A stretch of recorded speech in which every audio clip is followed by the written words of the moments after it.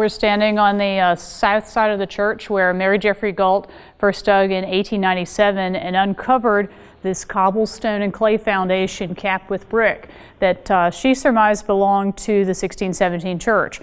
And her excavations revealed this southern section of the wall as well as northern sides just to the north of where I'm standing.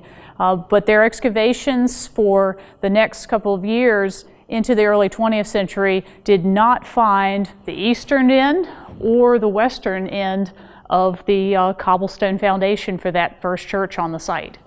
When Jamestown Rediscovery began our excavations in the chancel end of the church, we were looking for any remnants of the east wall that the APVA excavations may have missed in the early 20th century, and we came across pieces of a clay and cobblestone foundation. In fact, it was pretty substantial.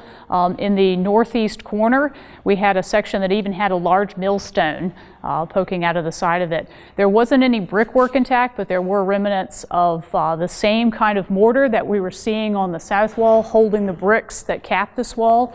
So we were starting to think that that's possibly could have been the eastern end of the church, or some kind of division between the chancel for the 1617 church and the nave. So it wasn't until recently, when we began our excavations in the iconic Jamestown church tower, that we got the answer for what that eastern segment of wall was part of. Okay, so we had some high hopes for what we might see in this section of the church tower, and we were hoping to see the east palisade wall of the 1607 James Fort, because a portion of that supposedly was cut through by the tower when it was placed here. And we also were hoping that maybe we could find remnants of the western end of the 1617 church that would help us more confidently define the footprint for that structure.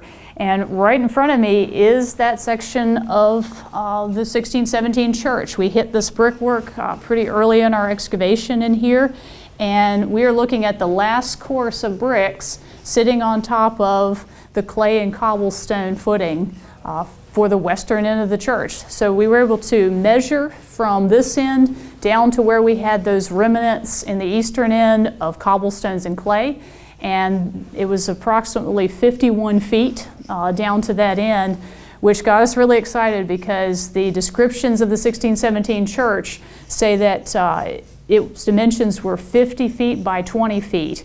And so now we can confidently say, because of this key piece, this missing piece, that we have all four walls for the 1617 church defined. And that's helping us to more confidently say exactly where the General Assembly met in the chancel choir space of that church.